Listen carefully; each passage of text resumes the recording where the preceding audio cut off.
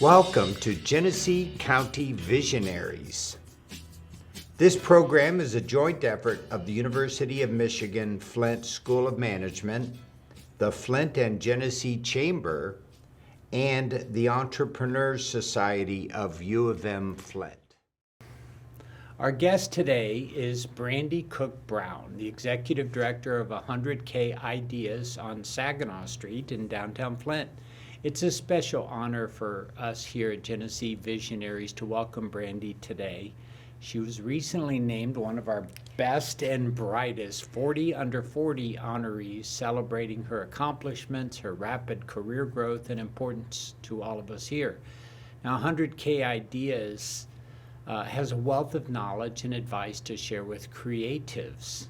Its mission to help passionate innovators create products and services, startups of their own through mentorship. So whether you need advice on strengthening your idea, the capacity to build it, or the support to bring your idea to the market, 100K and Brandy can help. So we are indeed fortunate to have such a fantastic resource in our fair community. Brandy leads a team of professionals and a goodly number of my students. It's a welcoming place. It's full of warmth and good cheer. So I encourage you to visit if you've not done so already. So Brandy, congratulations on being honored. Thank you. What do you think? Has everybody been making a big deal about you? Honestly, it's so funny because when it first came out, everybody's like, hey, be hush hush, don't say anything, wait till we announce it and do the big reveal.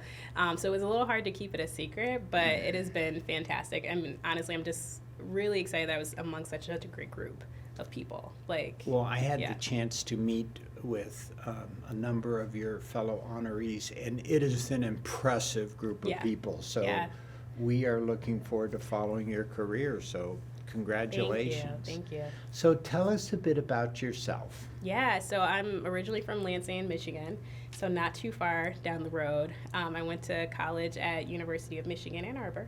And after college, a fine school. It's a wonderful school. And after that, I ended up back in Lansing. I had joined the Michigan College Advising course. So it was a fairly new organization going into their second year, and I got the chance to be a college advisor at my old high school, helping students like me, first-generation college students who don't know how to fill out a FAFSA, aren't sure about their college applications, and I worked directly with them navigating that process. So you understand this age group that I deal with regularly. I do. Yeah. Well, I get them a little bit before they get to you, so I hope I helped fine-tune a little bit. Yeah.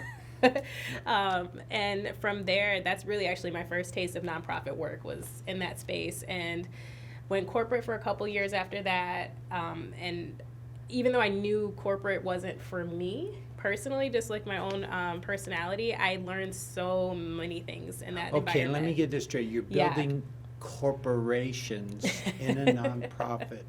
I would think you define the word, yes, you're going corporate. Yeah. So you really are. So what do you like best about your job at 100K? Yeah, so I think the biggest thing that I think is unique about the space is that literally no day is the same. So even when we interview students, they're like, oh, what's the day like? And we're like, we don't know when you get there. But I mean, there's obviously like the routine things we have to do, but the ideas we hear are so diverse. The people we work with are so diverse, and literally you walk in, you just never know what's going to happen or what's going to take shape. And so you have your to-do list, but the fact that it's still this unexpected nature of the environment is awesome. How many people? You have a wonderful team of people working with you. How many people are there? How many students? Yeah, so we usually have about between 8 to 10 students on staff. And so right now we're, I believe, at about 10 that we do, that we keep, and they're awesome. It does make me feel old though, because they'll use terms or they'll dress a certain way. I'm like, oh man, I remember when I was young and youthful. But no, it's so fun to have that aspect of the organization. It provides them some real, experience. As you know, they are doing the work. It's not just a fluff job where you can come and just sit at the desk and answer the phone. You're actually working with clients and building, these ideas. And then we have an amazing leadership team of, 5 people that are just so great at what they do, between, you know, being able to organize and implement things, to being creative and, you know, how we market our organization, to, and I have to give a special shout out to Tom Crampton and his ability to, you know, come in and help us make sure that we're on the right path, especially with those physical products. So we have such a great team that fits very well together. No, I'm impressed, and I'm a huge fan of Tom Crampton. Hi, Tom. Well, tell us about your clients. What are there any customer segments that you're identifying that you're serving? Do you have a typical client? We don't. I mean, the most typical thing is, you know, they range. So, you know, you'll have the people that have woke up with an idea, and luckily, you know, we're starting to see the impact of the culture shift that we were hoping to make, which is, hey, if you just have an idea, come see us. And so people aren't waiting as long to explore them, which is awesome. And then we have those that have had their ideas in their head for 20 years and, you know, trying to help them. And, you know, we also, because of resources and, you know, that we were able to provide, we're also starting to see more small businesses where we're starting to get an understanding of their needs. You know, hey, I got started, I was just rolling, I'm an entrepreneur, I'm getting it going, but wait a minute, I don't know if I'm making money. I don't know, you know, I need some legal help, or I need, you know, these type of things. So it's really providing a touchstone for us, especially as our direction grows. You know, what are things that people actually need, and being able to have a diverse range of people that we work with allows us to kind of target where we think those gaps are. Well, you've grown considerably over the years. You've been in existence for now 6 years? 5. 5? But I'm glad 6 is speaking into existence, so. All right, all right. And you've been quite successful. Why do you think you've been so successful? Yeah, I think a lot of it is just, it's very low barrier to talk to us. And we've really tried to set the tone in the community that you don't have to have experience, you don't have to even know what you're doing, just come talk to us. And we've been very clear, you know, hey, if you're beyond what we can do for you, we're not gonna force you through our process, you know, but we are gonna help you find a resource that can support you. And I think people have really gravitated to that, of just, hey, they're just really low risk, I don't have to do anything. Virtual has also been incredibly helpful, so that's one positive out of COVID, is, you know, people are able to, you know, call on their lunchtime and, you know, we talk about their idea, where, you know, we didn't always offer that. So again, we've just really made idea exploration accessible. How do you measure your performance? Yeah, so for me personally, I use kind of the measure of, okay, so how many ideas have we seen? How many people are coming to us? Because to me, again, I think our bigger mission is showing that culture shift, that anybody can really be an innovator, anybody can be an entrepreneur. So the more people we engage just at that onset of having an idea, is such a great tell to the impact we're actually having in the community. And then obviously it's, you know, the other numbers of, you know, who's going to the workshops, you know, how many people are we actually helping get to launch a formal business, you know, what jobs are being created out of that, those types of numbers. But for me, the volume of people we see initially is so huge for me. So you will track performance Yes. of the people who visited you and Yep. not lose them. Yeah, we do our best. You know, there are some people that, you know, as they move and progress, you know, they lose touch. But every now and again, when we'll, you know, maybe send out an update email or whatever, it catches their attention and they'll circle back and we'll do kind of like, hey, yeah, how are you? Don't come see us. And Yeah. I mean, the one nature of having student staff that cycles through quite often, sometimes the person they worked with is gone, but, you know, our leadership staff has been very consistent. So they are like, at a minimum, they're like, oh, Brandy, yeah, I know you. And so I'm like, oh, that's great. No, come see us. Come talk to us.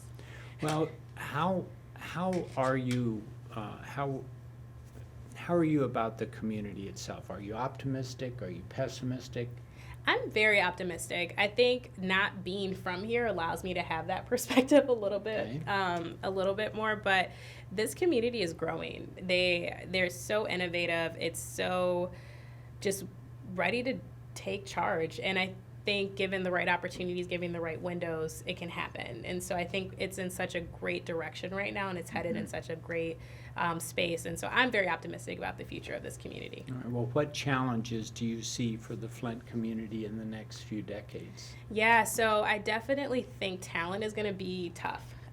You know, I think Flint, unfortunately, is one of those communities where people will come here for school, come here for like, you know, an internship of some sort, but they don't actually stay here.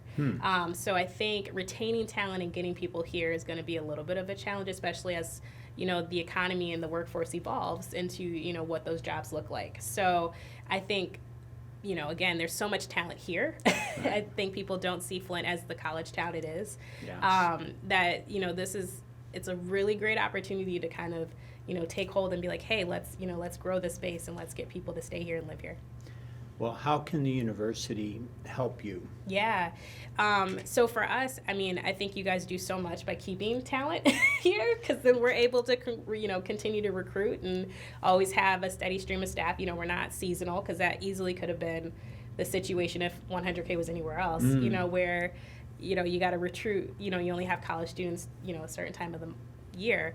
But the fact that we do have institutions that we can recruit from year round, and that speaks so highly of 100K as an experience, that's been so beneficial for us, that allows us to work very collaboratively in that talent space. You know, for us, the people that work for us, you know, they do want to stay here. They want to That's stay great. in Genesee County and grow their families, and, you know, want to be here. It's just a matter of, you know, having those opportunities. How can the Flint and Genesee group help you and support your efforts? Yeah. Do you work closely with them? Yeah, I do. And so, and I honestly, and not to kind of keep beating this talent drum, but No. they've been putting together a lot of initiatives that are helpful, which is, you know, creating opportunities for interns through their Flint Turn program to kind of come together, and really encouraging that in small businesses, because even with us, you know, there's a point in which students outgrow the work that they're doing with us, which is great. That's what we Great. want them to That's do.